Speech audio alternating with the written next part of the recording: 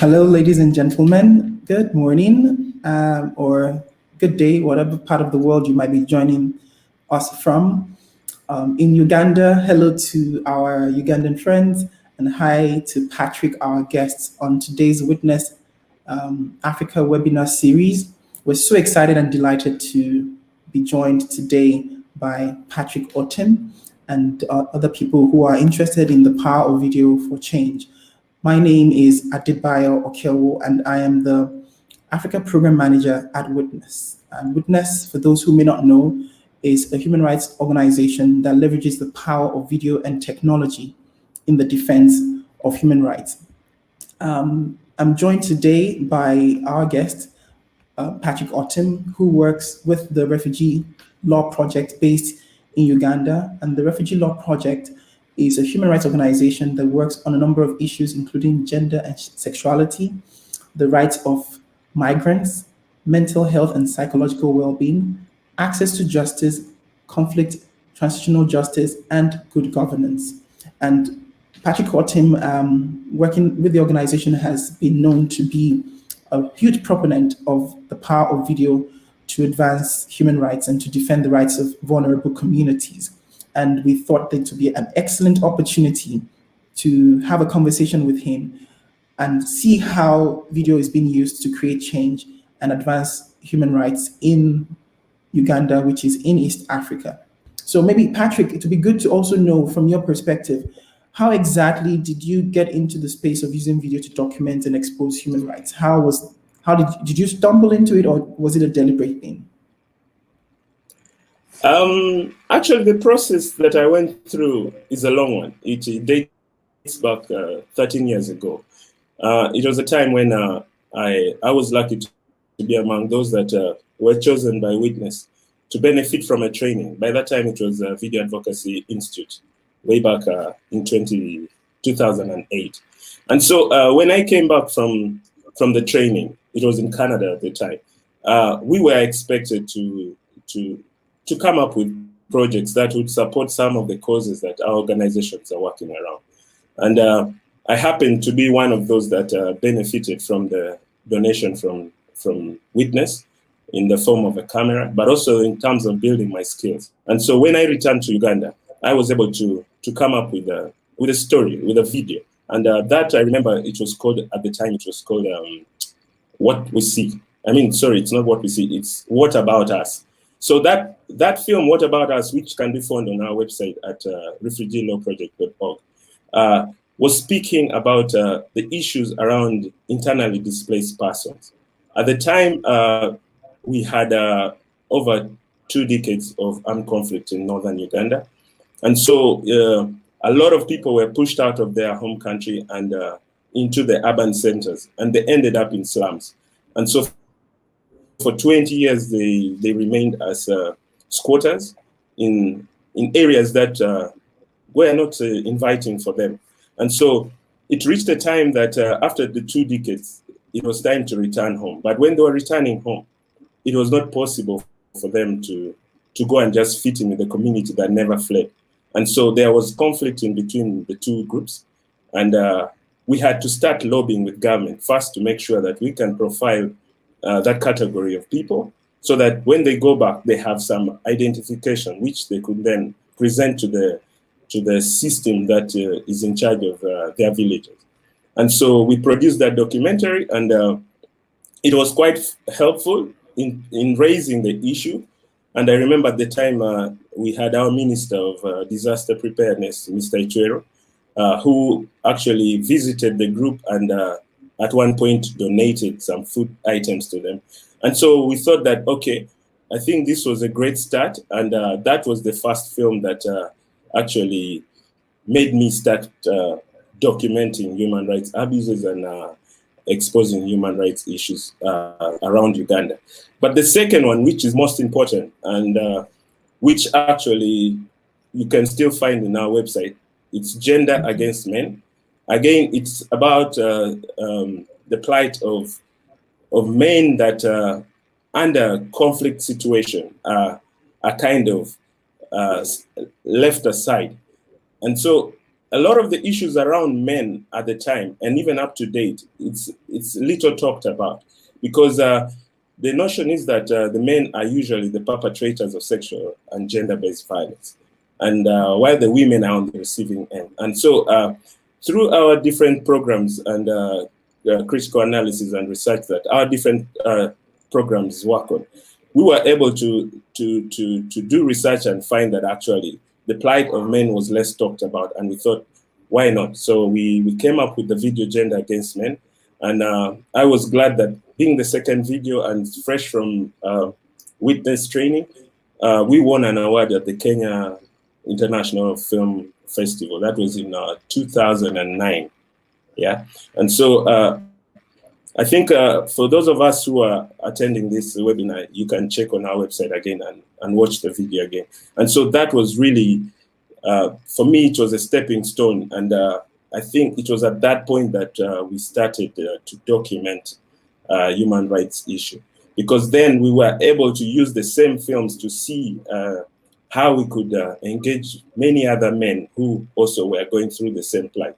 But that is not to say that we don't work around women. We also do work with a lot of women. I was going to just definitely question you about, I'm sure that your work around gender also touches on the rights of women, because historically they have been more marginalized, and their rights have been more violated because we live in a patriarchal society. Yes, granted, men have also not exactly, some men have not had their issues aired in some, to a degree that it should be seen and heard. However, overwhelming majority of the victims of gender violence, I'm sure you'd agree, are women. So I'm sure you can touch on some of the work that Refugee Law Project has done as well regarding the rights of women, maybe using video. Yeah, there are a number of work we do around women, because it might not be in terms of the video projects that we have. Okay. Of course, yeah, there's a notion people say, we are empowering women. So who is empowering the men? And so that motion, of course, we've put it aside and said, okay, we will work with all. And so under the women, the work around women, there are a number of them, because we have a number of victims and survivors, especially during the war situation as they're fleeing their country of origin. Exactly. These women come with a lot of untreated wounds. And so especially as a result of rape and so many other tortures and all that. And I think also on our website, we have a video which we documented a testimony of a woman that bled for 21 years because of untreated wounds. And so that video, I myself, who actually went to document that, it emotionally rubbed me the wrong way. And so that is one of the many work that we do around women. But also we do the medical rehabilitation of such people, because you find a person who, such as the woman that we documented, you find that several of them have to undergo very expensive medical rehabilitation. And so some go to a tune of 20 million worth of money. Mm-hmm. And so there's so many other examples I could give, but that is just one of those that I could give us an example. Yeah, and thanks, definitely thanks for sharing that. I also know that in our work at Witness, just like you mentioned, we've seen that a number of women are at the receiving end, unfortunately, of many of the violations. Even if it's in the context of war, you see that women are the ones. Rape has been used as a tool of war in many instances, and it's just heartbreaking to see. Even in the context of the work that the Refugee Law Project does, when you talk about migrants and all of that, women and children seem to be more vulnerable in these kinds of situations and scenarios. And we've seen that many times when it's also a case of domestic violence, having the women themselves being able to speak out against their abuser has been a major challenge. And when you want to use video in that context, there's a lot of sensitivity that comes along with that. It's quite challenging because sometimes they feel they may again be re-victimized if they speak out against their abuser. And so at Witness, of course, we have a lot of resources and guidance on how people could carefully and sensitively capture the video testimony of people who have been victims of any form of domestic or gender-based or sexual abuse of any kind. But I just wanted to also quickly mention or ask you rather, that in the work of using video to create change, what are some of the major challenges that you may have encountered? You've talked about some of the key things now that you have been able to accomplish, but I'm sure some of those, and even currently, what you're doing would come with a series of challenges. What are a few challenges that you've encountered in the process? And this might be similar to what others are also facing in other parts of Africa.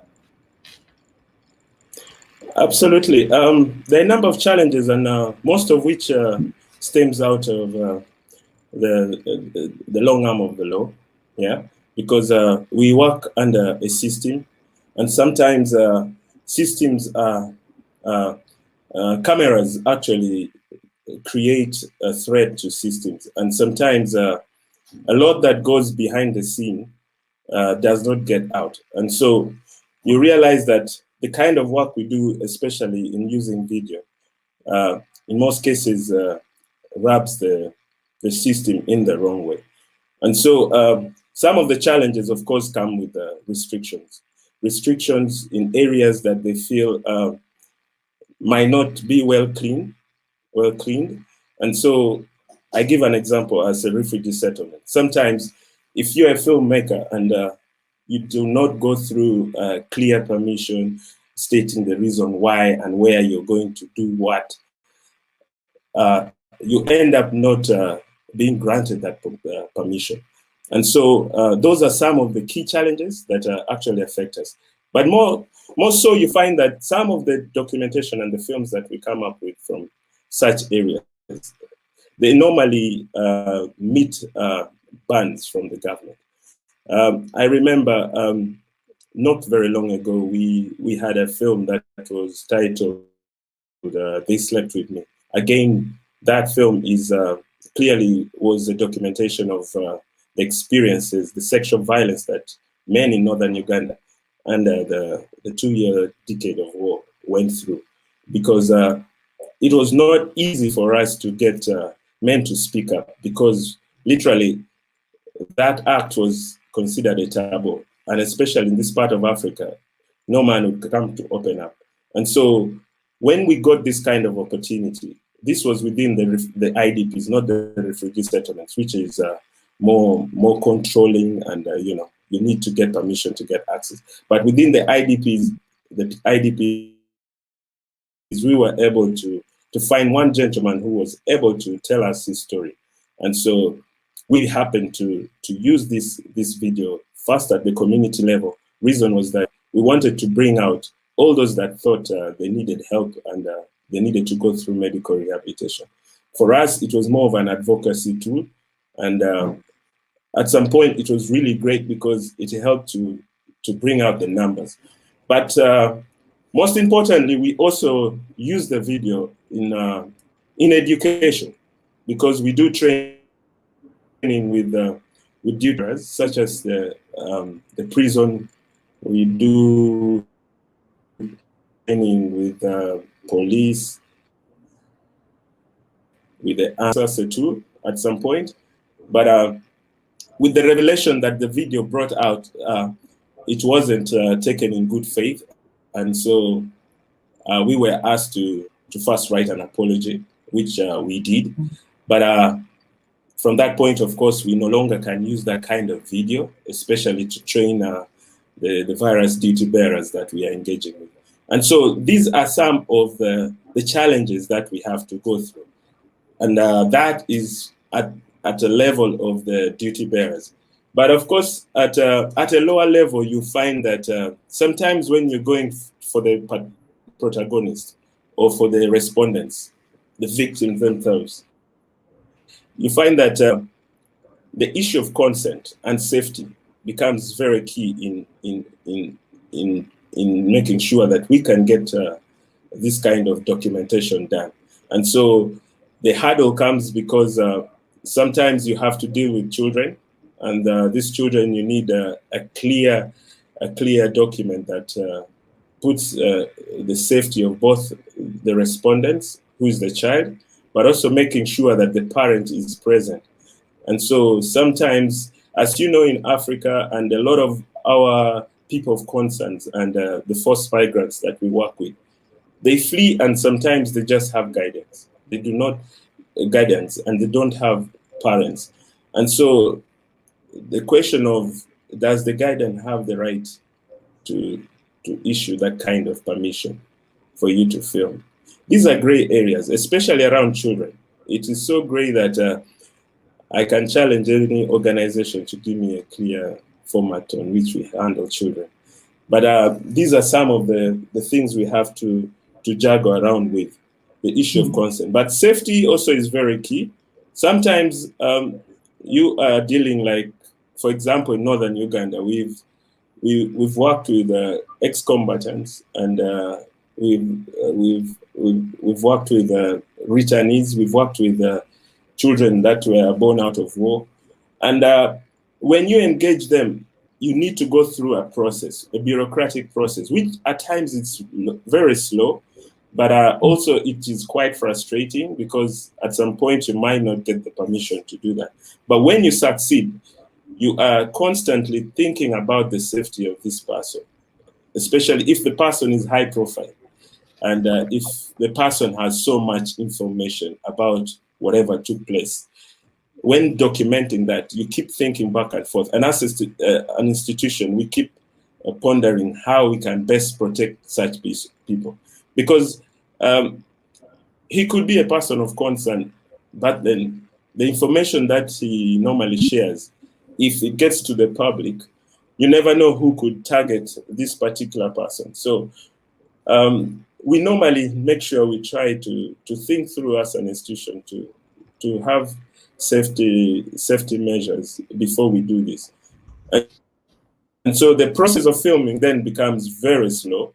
And you must think through, just like the video we've shown you, it's taken us a long time. It's taken us over I think close to 3-4 years, because there's a whole process of pre-production where you first go down there, making sure that you are able to create the conducive atmosphere and try to understand what is that you have to do and what you shouldn't do. And so that whole process, doing research and doing background check, coming back, laying out the strategy, it takes quite some time. And so I think on our part, that is quite a challenging area. Yeah. I mean, that's really important, all the examples you've highlighted. And I'm sure it's similar in some other parts of Africa. When you talked about the issue of consent and getting who should sign on behalf of the child, what just occurred to me that, yes, it's quite a difficult area. Would you say a guardian has the authority to consent to a child being filmed and all of that? But I think in those kind of cases, you just might want to refer, and this is to our viewers and listeners, there's the Article 3 of the Convention on the Rights of the Child that says, in all matters relating to the child, the best interest of the child must be the paramount consideration. So even if a parent is given consent to a child being filmed, if that would not be in the best interest of that child, then the answer should be no. I'm sure that many organizations would be doing the right thing if they take that kind of lens and that kind of standpoint to approach the issue. Some of the things that we also talk about at Witness is that do no harm, and that has come up in cases of the war crimes, the case of Thomas Lubanga that was taken before the International Criminal Court, where Witness also supported those who collected the evidence because it involved the recruitment of child soldiers to be used in fighting a war by Thomas Lubanga. And that was a case that eventually was it ended up being a conviction against Thomas Lubanga, who is now being jailed and imprisoned. So yes, I totally understand that there is a critical point we must bear in mind about the best interest of the child, and that should guide our every move. That being said, also one of the things you mentioned was the issue around duty bearers. I want you to expatiate a bit more. Are there key challenges and problems around, for instance, filming police malfeasance in Uganda, to those who are trying to document, sometimes run into some form of challenge whatsoever? Like, do they get stopped and do they get threatened or their footage deleted. Some of these are things we've seen in other parts of Africa when it comes to the right to document and the right to film police violence and abuse. Is that some of the things you've encountered also in your work? For us, we've laid out a clear strategy as an institution, and we normally we choose to use soft power, yeah, and in trying to speak truth to power, we make sure we engage them, right? And that's why when we are doing video, we make sure we go through the right procedures of making sure you have the permission, you get the safety, the consent, and all that. But I need not to stress further, because just not long ago we had a general election, right? And where we saw for ourselves through video. There was live streaming taking place all over the country, all over the world, and everyone could see for him or herself what was actually taking place. And so that clearly tells you that for us to use camera to film some of the abuses that police forces meted on people, it's clearly seen on the internet. Just you could tell from the elections that the opposition was on the receiving end, and even the journalists were targets. And so I think that is not any different from anywhere around the world. In the US, in all across Africa, power and systems kind of get threatened by cameras. And so, but the positive about cameras also is that they help to deter some of the violence which is to take place. And so, while we would advise those that use videos or their cameras to film such kind of abuses, we also emphasize that make sure that you live to tell another story. And so, in terms of police brutality, it's no exception. In Uganda, if you try to film a policeman, definitely you would pay for it, and you'd only be lucky if there's another camera as well running to deter that very police officer. That is really the reality in many countries in Africa, and it's really unfortunate, considering that there have been general comments issued by UN bodies and special rapporteurs to the effect that there is actually a right to record that should be respected by governments and state forces. And so, just the same way you cited the example of Uganda, we also saw that happen recently in the NSAS movement in Nigeria, where people were actually being arrested and being beaten and tortured just because they were seen filming police abuse. And were it not for other people, passerbys and digital witnesses who were documenting those atrocities at the same time, some of these people may have actually been brutalized and no word would be known about them. So it's very important that any government that is actually concerned about accountability, good governance, should allow and respect its citizens to be able to film abuse. If you have nothing to hide, then let the cameras roll. Absolutely should be the case. But yes, that being said, there's still a lot of work to be done on the part of African governments, and we hope we get to the point where police officers would act in a more dignified manner overall, and then that those who are documenting also would be safe to do so, whether they be citizen journalists or professional journalists. But thanks for citing the example from Uganda. I think it'd also be good at this point to just talk about the landscape of the work of the Refugee Law Project. You've been engaged in training communities to use video to advocate for their rights, and I would like to know what are some of the key lessons in this process that other movements and communities across Africa can learn from based on the work that you do.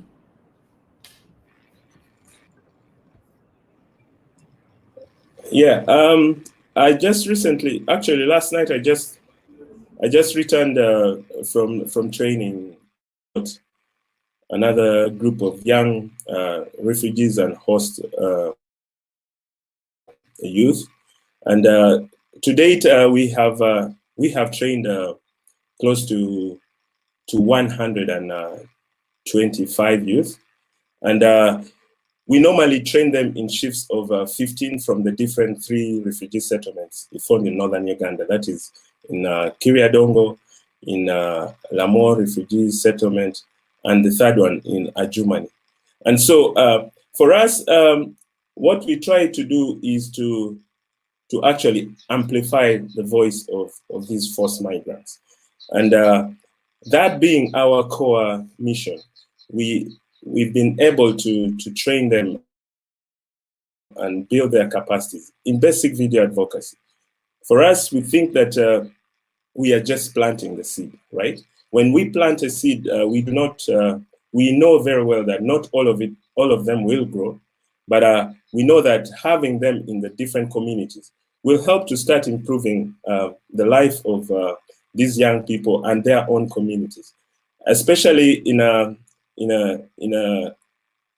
regime or in a country, especially in this part of Africa, where so much violation takes place in such enclosed spaces. We think that to live freely with wildlife is to make sure that they have equipment that can tell their story, that can help to deter some of these abuses that take place in the setting. And so we have trained a number of them. We have trained the 140, and we still continue to do that. But there has been a lot of lessons that we've learned, because one, it is not an easy process. Basically, our training module takes the form of the process of filmmaking and distribution, which is more of like from pre-production to production to post and to distribution.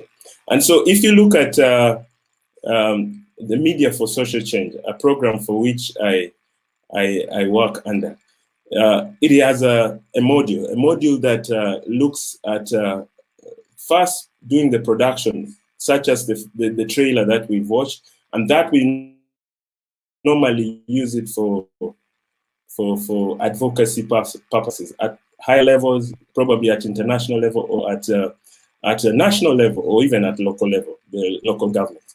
And once we are done with that, we then look at how we can then build capacities of young people. Yeah, and so building the capacity, we know that we might be thin. We might be thin as an institution or as a program, such that we cannot spread out in all these refugee settlements. And so the best way to do that is to work through the young people. The young people then help to amplify their own voices. But the third and most important, which is more of the distribution, is the facilitated film screening that we've just recently started at refugee settlements. Earlier on, we used to engage only the urban refugees in Kampala. But now, after doing the training with these young people in the rural parts, we have started to lay out and commission them to go back to their communities with their films, so that they're able to engage their communities. Hopefully, and which is working out, we get a lot of issues coming out, and also recommendations from the very communities.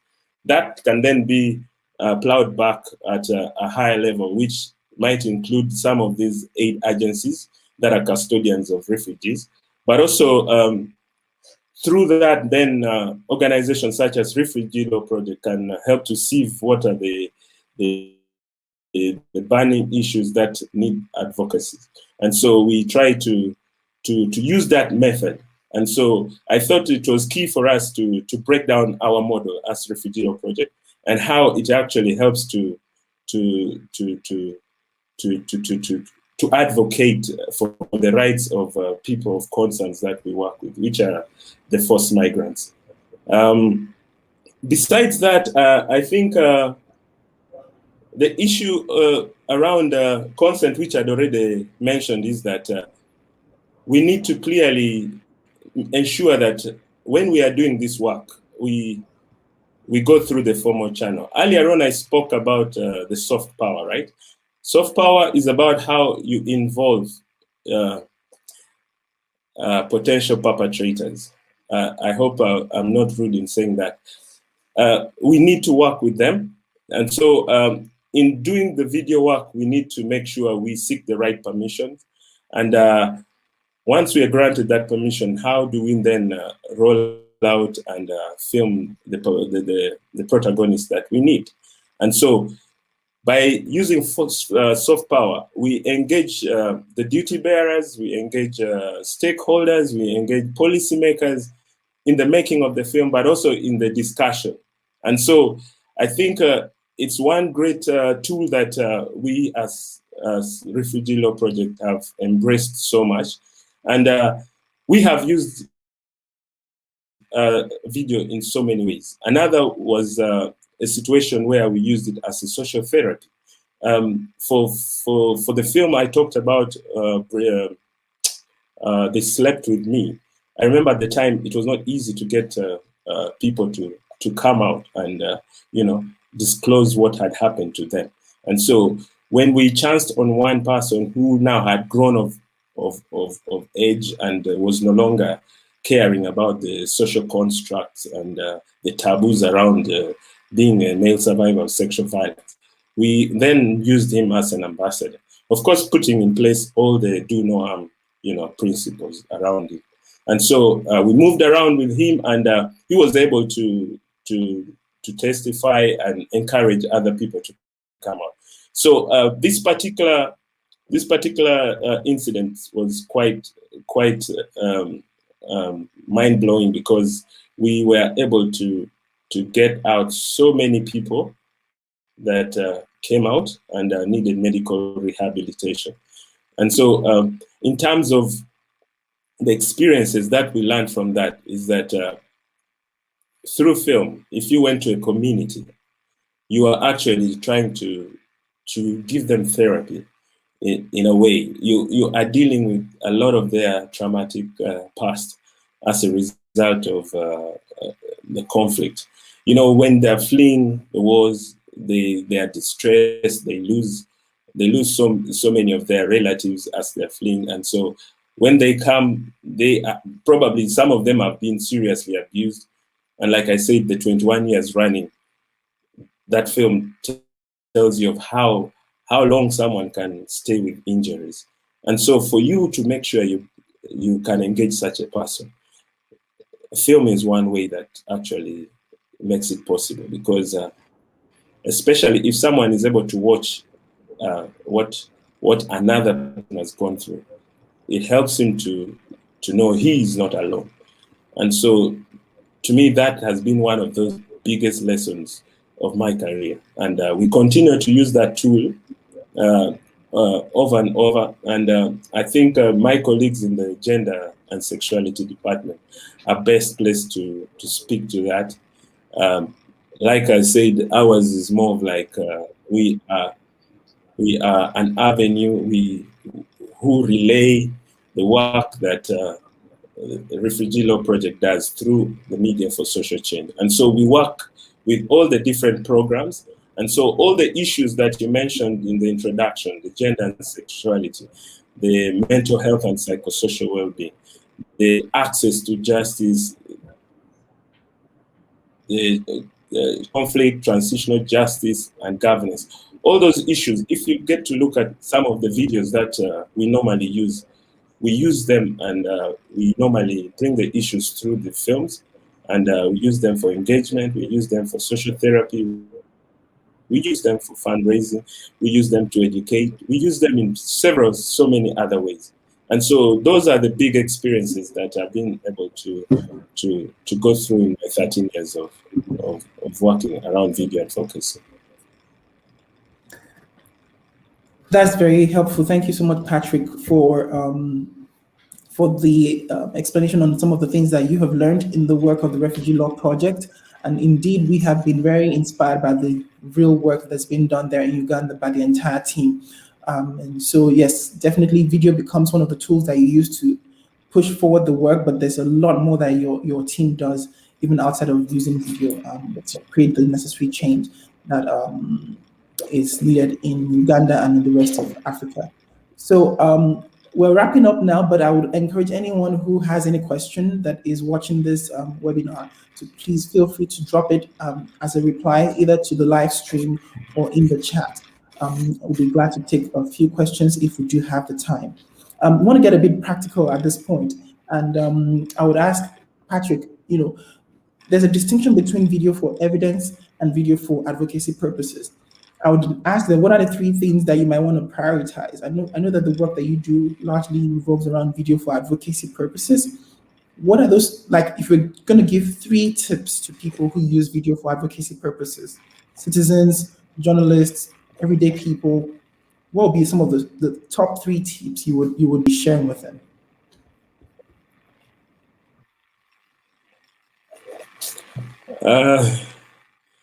The first one, I'd say, keep alive to tell the next story. Yeah, keep alive to tell the next story, because no story is worth your life. Yeah, and so in trying to do this kind of work, please make sure the safety of not only yourself, but also the safety of your interviewee, but also your equipment. Yeah, because the people out there that do not want you to film these, those would be their targets. Yeah, and so if you're in Africa and you know what kind of system we operate with, just be aware that you become the first target in such a situation. Secondly, it's important that we do no harm, especially for people who tell us their stories. Yeah, and so by that principle, you must make sure that you consider the safety of whichever witness that you're going to work with. Yeah, and so make sure you have all the precautionary measures. Make sure you have all the support of different stakeholders that work around the same issue, so that in case you fall into trouble, you are able you're able to rally like-minded institutions and individuals to put you to safety. And then lastly, of the 3 things, I think I want to say that we are global citizens today. Yeah, and we live in a global village. For the people of concerns that we work with, I want to say migration should be regular, it should be safe, and it should be dignified. And so I think I'm trying to say that the world is home for all of us. And for, especially in Africa, I think we've come of age to tell our own stories. Yeah. And so that's why I am passionate about training the young people, because by skilling young people, they are able to start telling their own stories. They are able to start dictating the kind of life that they want. I'll give you a good example of what happened in the recent presidential election. It was young people in Uganda that actually held those cameras. They kept rolling. And even when they went to the remotest places, they had power banks. Yeah, they had power banks and they had phones blazing everywhere. And that actually deterred a lot of damage. And so for Africa, I think this is the time we should embrace the use of gadget, take advantage of the use of internet, take advantage of all the technologies we have at our disposal. Through that, I believe we will be growing in terms of where we are meant to be. I think those are the 3 things I would say. Thank you. So, excuse me. Thank you so much, Patrick, for those 3 points, and they are very central. Some of the things that we also highlight and promote at Witness. You said that do no harm. That is a very key issue that we always consider. And I also like what you said about you have to stay safe, even when you're trying to document and expose human rights abuses. You must ensure that you stay safe. We always encourage that if it's not safe to document or to expose human rights abuses by your video evidence, then do not document it. And I like the last point also that you talked about migrants and all of us being fused together. I want to at this point also cite that the work that was done by activists and citizen journalists in Uganda has been very inspiring during the elections, and was one of the things that my colleague Louis Mainga even wrote about in one of our series on the Witness website, which I would encourage people to go check out, which focuses on how during the Ugandan elections, the cameras were kept rolling to ensure safety. And one of the activists that we've spoken to includes Ashraf, who unfortunately sustained some injuries due to police brutality while he was live streaming. So the power of video that was used in the Ugandan elections have been very remarkable. It did expose a lot of brutality and made sure that a number of other atrocities that would have gone unnoticed were exposed. So we definitely would encourage you to, as much as possible, expose human rights abuses when you can, but if it's not safe, then don't do so. We have a question from the chat for you, and I would quickly read that out because I see some questions are coming up, and we just want to quickly be able to take those ones. One of them is that, considering that the Refugee Law Project does litigation work on behalf of refugees, have you ever used or considered using videos in court? And if you have, has it been a successful attempt? Can you try and answer that before we jump into another one?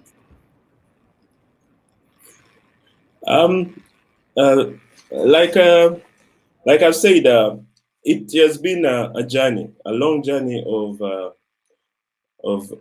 transitions here and there, of learning here and there, and trying to get the right fit. But in terms of using videos in court, what we've tried to do is actually to document court sessions. I know for a fact that we were the only organization that was documenting the Okeowo trials that was taking place in Uganda.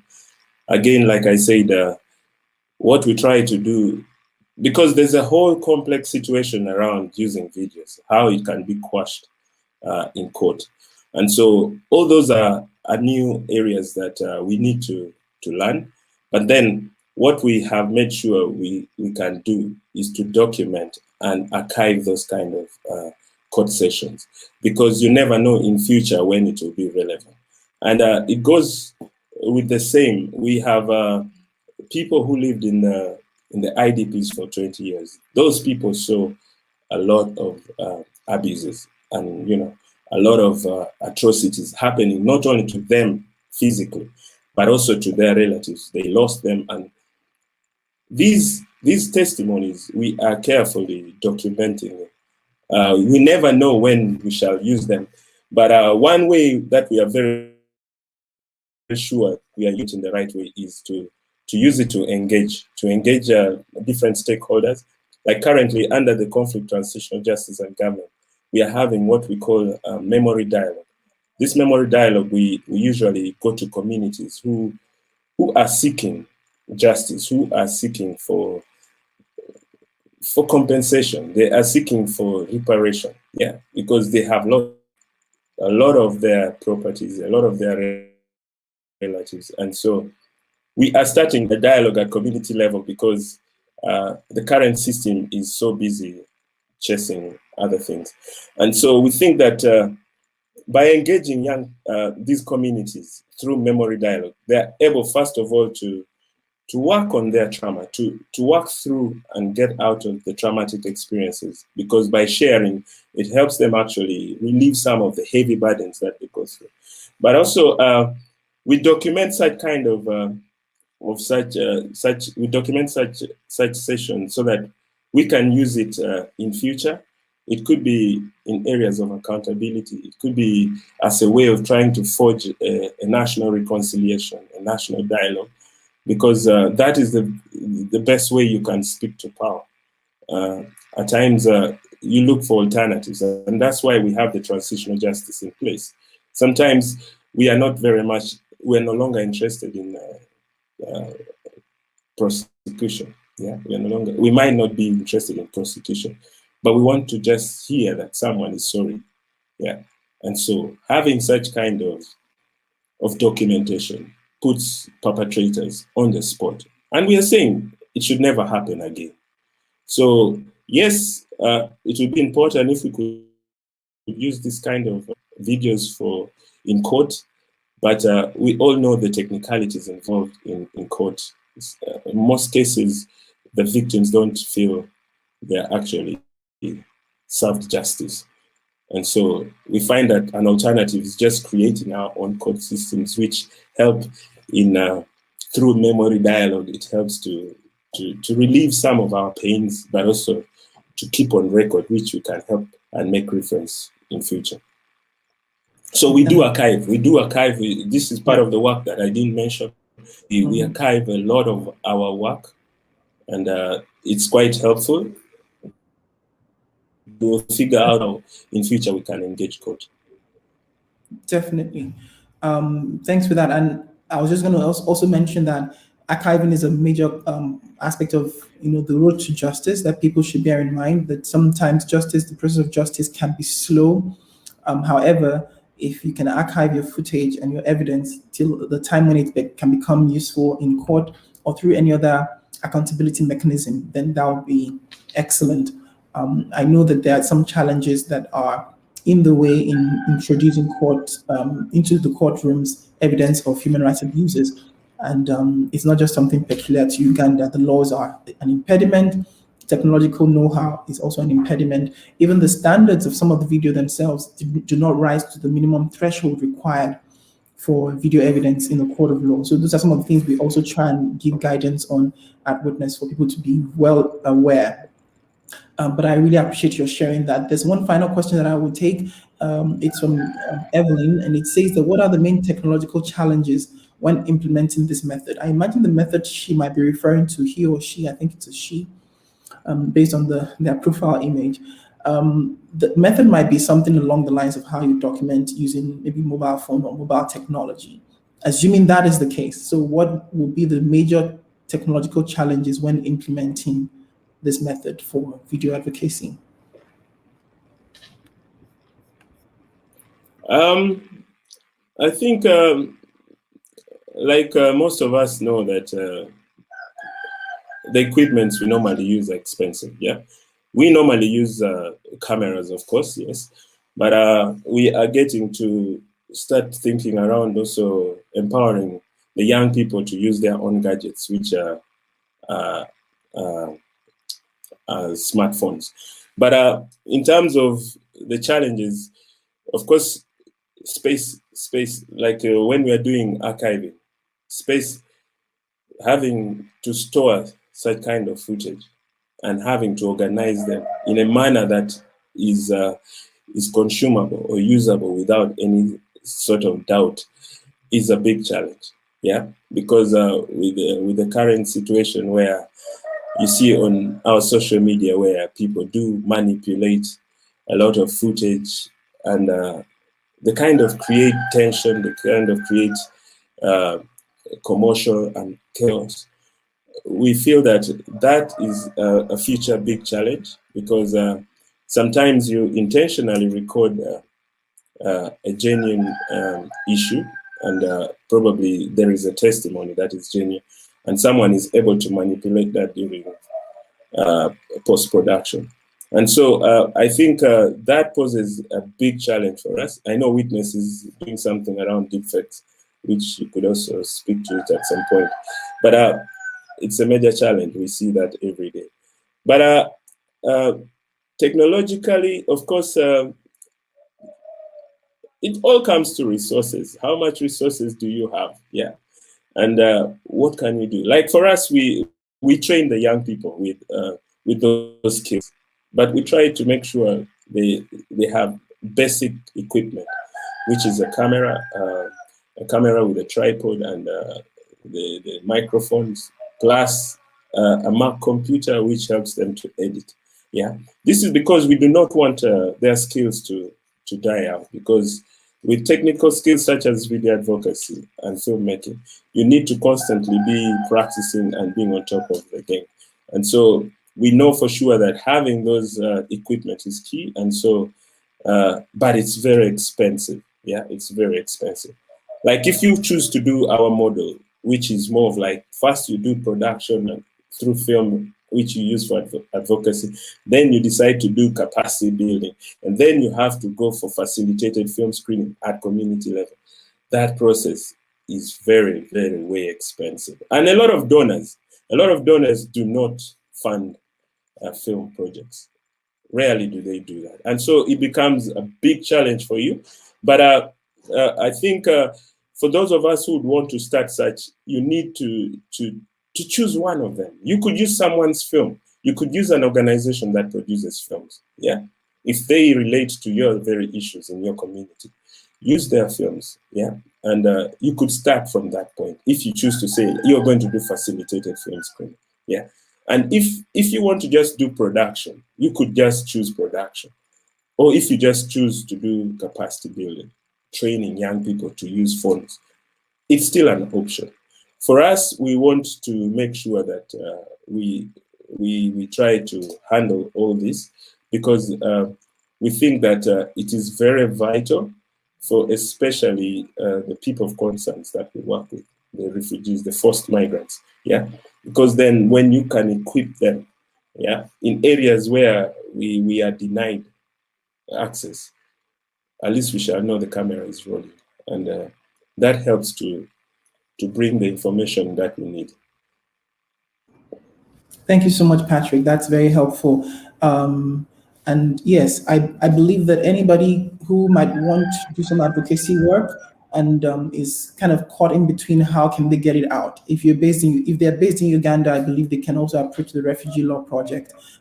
If their advocacy work syncs up with your objectives, I'm sure your organization would not hesitate to help. I'm putting you out just like that, but I'm sure that's something that you'd welcome in the context of the people that you work with, to be able to support more communities and amplify their struggles using the power of video.